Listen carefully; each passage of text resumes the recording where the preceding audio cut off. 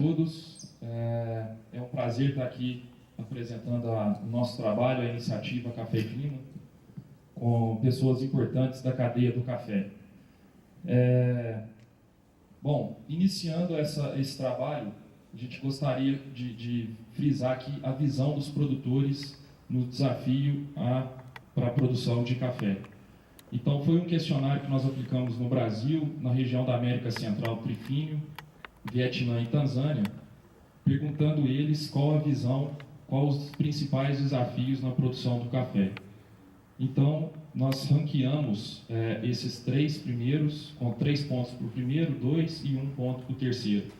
E aqui o resultado mostrando que o clima, ele realmente tem afetado os produtores na produção de café. Juntamente com o clima, se a gente observar doenças, pragas e doenças que estão diretamente relacionados, a gente tem um número bem expressivo desse problema.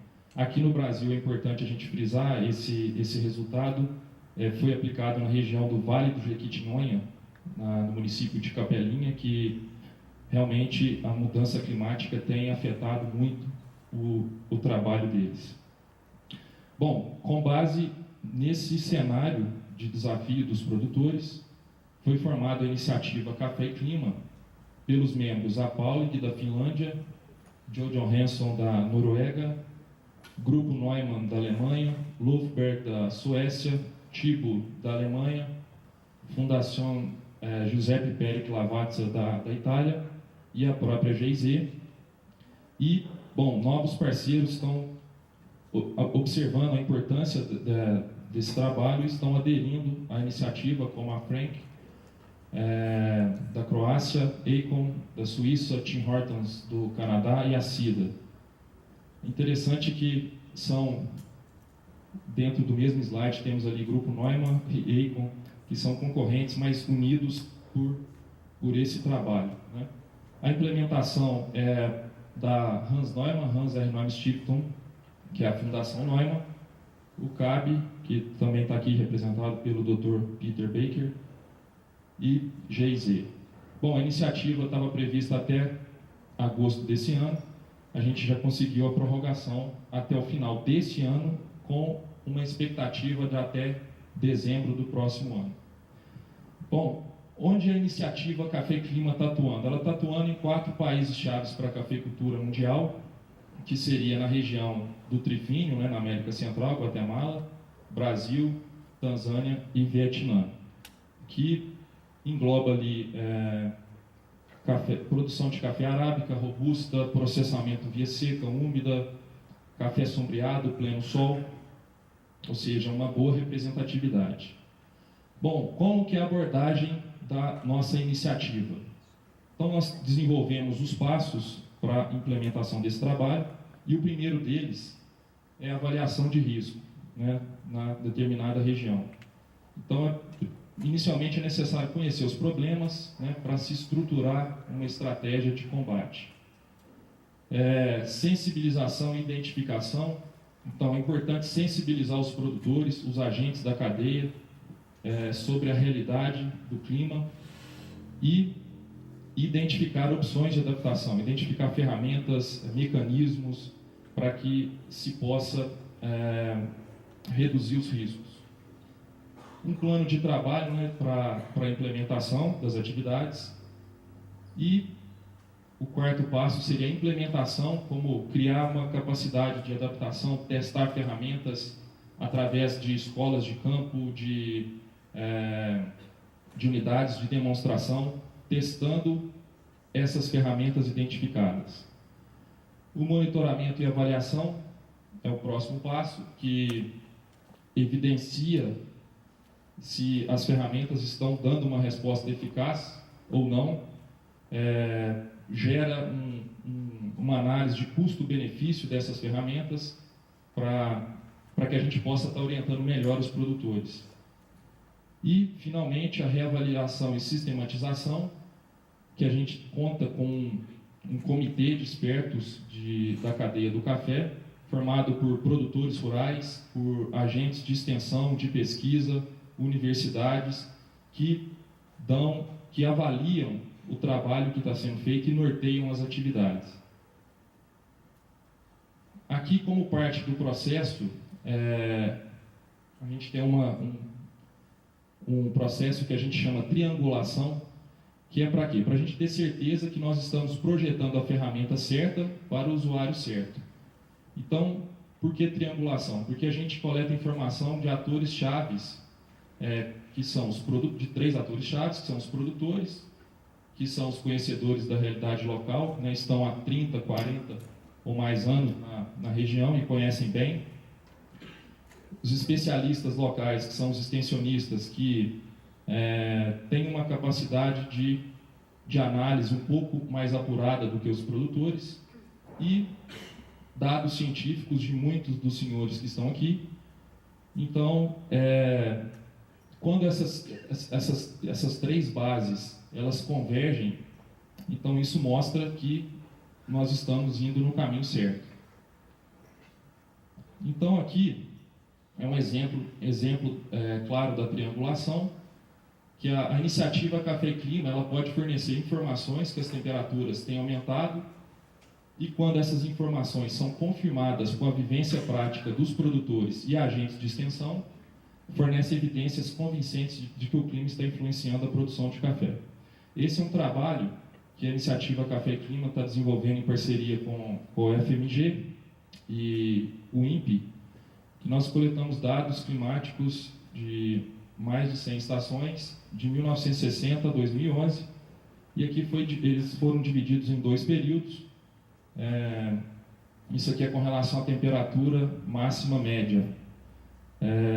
Então, no trimestre de setembro, outubro e novembro, se a gente comparar os 2 períodos, a gente vê que no estado de Minas, que é o maior produtor, a gente está observando esse aumento de temperatura. Algumas regiões esse aumento está mais expressivo, e em outras esse aumento não é tão evidente. Aqui, para o trimestre de dezembro, janeiro e fevereiro, a mesma observação. Aqui, esse trimestre importante pela floração, período de floração do café, né, e temperaturas acima aí de 32 já começam os efeitos negativos de abortamento da florada. Bom, com esses conhecimentos gerados, nós temos a possibilidade de identificação de zonas de risco e de análise em diferentes temas. Então, por exemplo, nessa região aqui noroeste de Minas, a gente observa um aumento na temperatura, e o que a gente observa com relação à área, a gente está comparando aqui de 95 a 2011, a área de café em hectares em Minas, a área ela tem aumentado, ou seja, ela vai no sentido contrário ao que o clima está propondo para a região. Bom, como resultados da triangulação, né, nos vários países, aqui no sul de Minas, o que a gente observa é um aumento de temperatura, o prolongamento do período seco, chuvas fortes, e isso agravado pela pobre cobertura do solo. Então, esse é o cenário para a região sul de Minas. Consequentemente, a gente tem murcha do café, doenças, a má granação dos frutos, né, a diminuição da produtividade do café.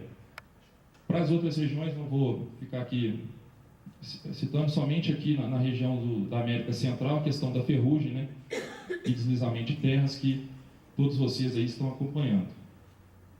Bom, as prioridades de adaptação identificadas para a região seriam as coberturas de solo, coleta de água para utilização na agricultura, coleta de água de chuva, né?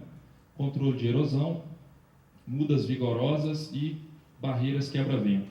Inovações, a gente pode chamar assim, porque em algumas regiões realmente é a questão do gesso, a aplicação do gesso, e alguns experimentos como o sombreamento do café e mulching. Bom, o que a gente está frisando nesse projeto, nesse momento? As ferramentas que a gente está utilizando. As ferramentas de adaptação à mudança climática. A primeira delas não é uma ferramenta de adaptação, e sim de conscientização dos produtores, que são coleta de dados climáticos, temperatura máxima, mínima e precipitação. Isso cria nos produtores um maior entendimento da realidade local, da comunidade. Eles fazem a coleta na própria comunidade. E possibilita também a comparação desses dados com a média histórica da região. Então facilita o entendimento, por exemplo, no ano passado tivemos chuva no período de colheita, o que afetou a qualidade do café desses produtores. A aplicação de gesso, estamos testando diferentes quantidades de gesso para o desenvolvimento radicular do cafeeiro, testando diferentes coberturas verdes, crotalária, diferentes tipos de braquiária, um controle do escoamento superficial de água, né, para aumentar a infiltração, proteção das estradas, aumento do lençol freático, barreiras quebra-vento para evitar entrada de doenças, proteção das áreas de reserva legal e APP, que já é uma estratégia mais a nível de comunidade, não local. Coleta de água das chuvas, né? É muito comum na área rural essas estruturas, esses ranchos, e os produtores estão fazendo a coleta dessas águas e possibilidade de utilização de irrigação por gotejo de pequenas áreas, né? Uma irrigação suplementar. E também técnicas de plantio. A gente está comparando a utilização do mudão, que é a muda produzida nessa sacola maior, comparado com a muda convencional, e a gente já tem alguns bons resultados de índice de morte de uma lavoura que foi plantada em janeiro desse ano, em torno de 15% aqui, e menos de 2% nessa muda. Então, com esse prolongamento do período seco e o sistema radicular mais desenvolvido, a gente consegue reduzir esse número de mortes. Aqui, pessoal, a nossa iniciativa. Ela entende que não é suficiente o trabalho que ela faz somente nas regiões onde ela está atuando. Então, foi criada uma caixa de ferramentas dessa iniciativa Café e Clima para que esse conhecimento possa chegar a outros produtores que não são contemplados no projeto. É a primeira iniciativa que a gente vê que realiza um trabalho dessa plataforma de informações e que a gente convida a todos vocês a estar atuando, a estar melhorando essa caixa de ferramentas. Ela não é uma coisa estática, ela está em processo a todo momento, né? É uma plataforma dinâmica que a gente espera aprimorar. Aqui, a forma de uso, como que ela pode nos ajudar? A gente pode acessar aqui selecionando os riscos climáticos, por exemplo, seca, chuvas fortes ou ventos e etc. Os países que você queira, tipo de ferramenta, variedades de café, ou seja, você pode, de acordo com seus problemas, selecionar o que melhor te atende. E aí, no final, a gente tem um resultado. No caso aqui, a gente colocou aplicação de gesso. Nesse primeiro quadro, a gente tem estudos de caso, onde os produtores, os usuários, eles podem colocar as experiências dele, qual o nível de satisfação quanto à ferramenta. Aqui uma descrição geral das ferramentas, o propósito, o conceito, como utilizar. Embaixo aqui, não sei se todos estão vendo, aqui a gente tem estudos de caso, um chat, um debate, né, entre as pessoas que estão utilizando,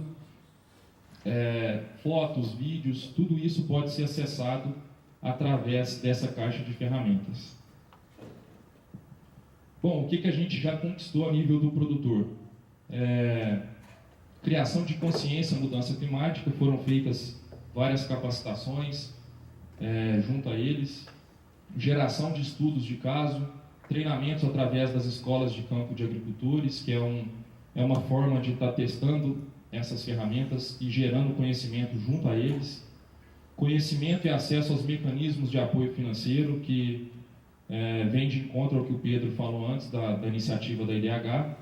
A gente realizou um estudo do que está disponível no Brasil com relação a linhas de crédito agrícola, seguros agrícolas e pagamentos por serviços ambientais. Então isso também está disponível na caixa de ferramentas. A caixa de ferramentas ela não é somente ferramentas de adaptação à mudança climática. Ela contém informações relevantes sobre café e sobre mudança climática. Avaliação do custo-benefício das opções de adaptação, ensaios de campo, resultados promissores das unidades pilotos, como eu falei anteriormente, diversificação de culturas e também de renda, que é uma forma de se minimizar os riscos da mudança climática.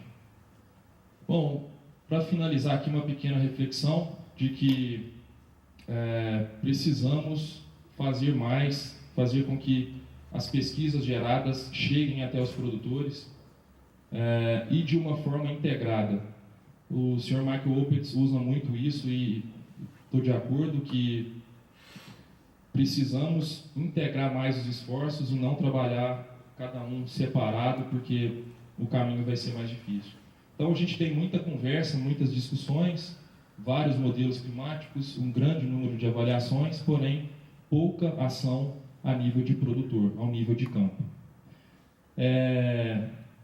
Aproveitar aqui, né, já que estamos falando de integração, convidar todos vocês para que a nossa caixa de ferramentas está disponível.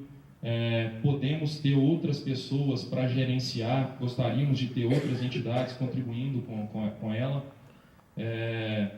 O nosso comitê também está aberto, pessoas interessadas em fazer parte das discussões, de avaliar o projeto, vão ser muito bem-vindos. E um último convite que nós estamos realizando agora na Semana Internacional do Café, uma série de workshops que vão ser nos dias 9, 11 e 12, na próxima semana, na Expo Minas, em Belo Horizonte. Então, fica o convite aí para que vocês possam conhecer um pouco mais dos trabalhos, não só aqui no Brasil, mas também nos outros países-chave. Bom, muito obrigado. Obrigada, Patrick.